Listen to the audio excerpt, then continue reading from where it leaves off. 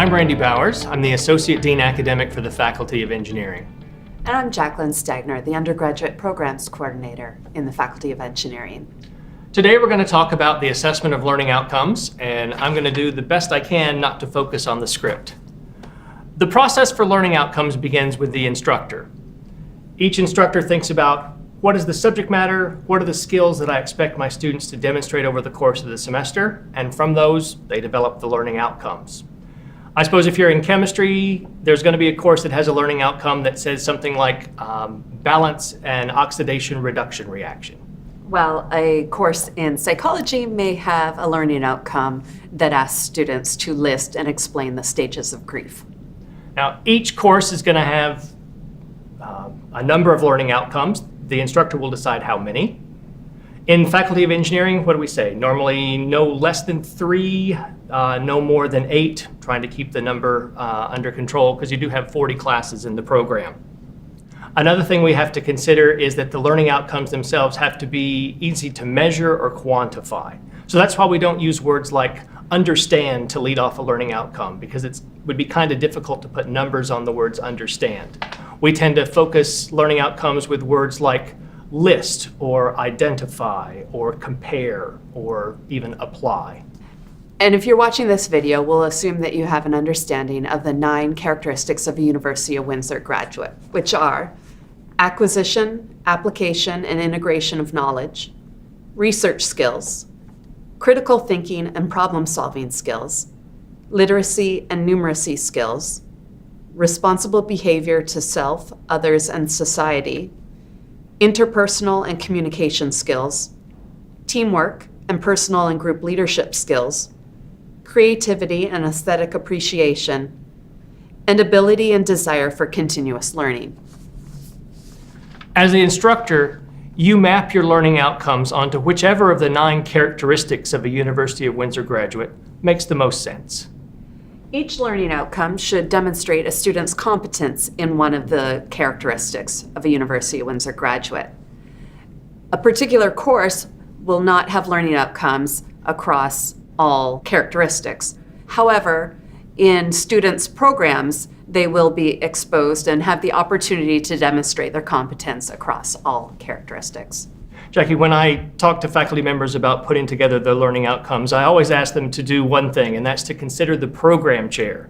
Because the program chair is the person who has to deal with the fact that are all 9 of the characteristics of the University of Windsor graduate covered with all the learning outcomes across all of the courses. The one thing that faculty members often have trouble with is some of what I'd consider to be the more difficult of the characteristics. For example, you might not be comfortable putting a learning outcome for your class on responsible behavior to self, others, and society, because how would I measure that? Or where does that fit in my class? But what I always say to faculty members is, pick one of the more difficult ones. Continuous learning. Integrate it in your class and assess it. Your program chair is definitely going to be happy when they see data coming in some of the more traditionally difficult ones to assess. The other issue that we talk about is, the first thing faculty members think about with assessment is, okay, I'm going to put together a test problem. I'm going to put it on the midterm, I'm going to put it on the final, and that's exactly how I'm going to get all the numbers that I need to assess the student outcome. That's right, Randy. An instructor may have a learning outcome that is assessed best by a test question. However, the instructor may also have a learning outcome that is assessed best by a homework assignment or a report or a lab activity. They need to think about where to best assess each learning outcome. Also, it's important for instructors to remember to collect the data separate from the entire final exam mark. I know when we had the last CEAB, Canadian Engineering Accreditation Board visit, faculty members were giving me, this was the score on my final exam. That's my learning outcome assessment. And I'd have to go back and say, okay, you wanted to look at this aspect. Let's pull one question off the test and look at the results of that one question. So yes, keeping the individual test score separate from the full test score is an important aspect. Or a rubric item that measures teamwork specifically to record that separately from the entire rubric score as well. Yeah. And with respect to rubrics, I know not a lot of you out there may be familiar with what a rubric is, and that's going to have to be a separate video if that's okay. So, faculty member says, I took all the numbers from the student scores from one question on my final exam and I'm done, right? And I have to say, well, for this year, in this course, for that particular learning outcome, you're done. What faculty members are starting to realize is that you assess a learning outcome 1 year, and then maybe the next year, or maybe you wait a year, but maybe 2 years hence, you measure it again. And the idea is that we have this continuous improvement process. We're always comparing learning outcome from 1 year to the next. Every program on campus is subject to, and I always get it wrong, Institutional Quality Assurance Program. And so there's a report that's due every 6 or 7 years. The data from the learning outcomes assessment are one of the inputs into that report for the program. And in an effort for continuous improvements, the data that are collected, the results that we receive for the learning outcomes, should inform course level and program level changes.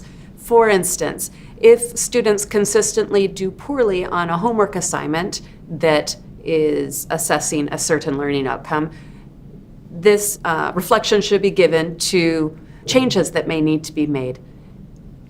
Make those changes and then measure it again next offering. Okay. All right. If you're still with us, we would like to share with you some of what we consider the best practices that we do in the Faculty of Engineering. They may or may not work for your program, but we're going to let you know how we work it. The first thing is the 9 characteristics of a University of Windsor grad. We take each one of those and we break it into 2 or 3 indicators, and those indicators sort of focus on the aspects of the characteristic that we expect the students to be able to demonstrate.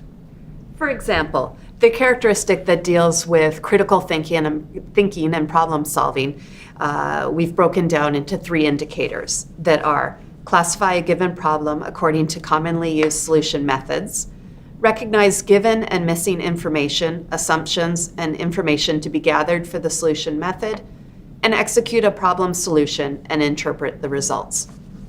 So as an engineering instructor, I look at those 3 indicators for the critical thinking and problem solving, and automatically for my classes, I know that I could write a test problem or a homework assignment that would address that indicator.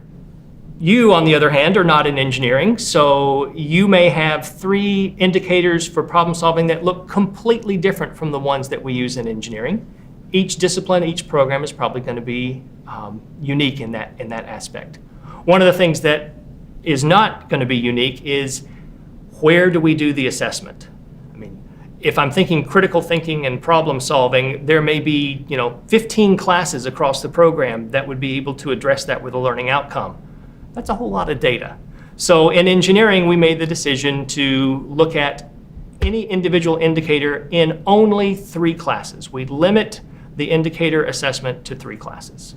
And this is where engineering may require more steps than your program. In engineering, we measure the indicators in 3 areas. We wanted to be able to assess student learning at 3 separate spots within the program to just see the progression of their learning. We hope that, for example, with critical thinking and problem solving, that if we address it in first year and then measure it again in maybe second or third year and in 4th year, over the course of those 3 evaluations, we're going to see that the student's skill in the area of problem solving is increasing. Let's return to the spreadsheet of raw data that we have collected.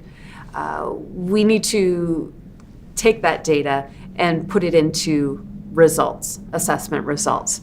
So we bin it according to the following categories.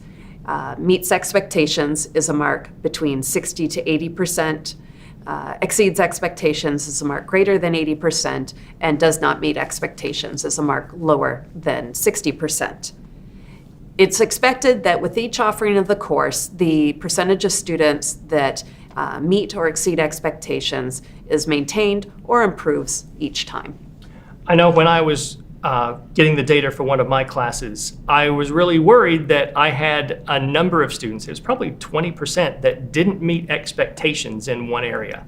And it was kind of interesting when our external accreditors came in and they said, you know, what we're looking for is continuous improvement. So over the course of the next 1, 2, or 3 offerings of the class, we want to bring that down from 20%. The idea is that, as you said, we're always looking to increase or at least maintain the numbers of students in the meets or exceeds bins. All right, we're going to stop here. Hopefully you're not on information overload. In the future, we're hoping to be able to share with you the continuous improvement process in the Faculty of Engineering, maybe bring some data onto the website. At this point, we wish you the best as your program begins its process of learning outcomes assessment. For engineering, I'm Randy Bowers. And I'm Jacqueline Stagner. Thanks. Thank you.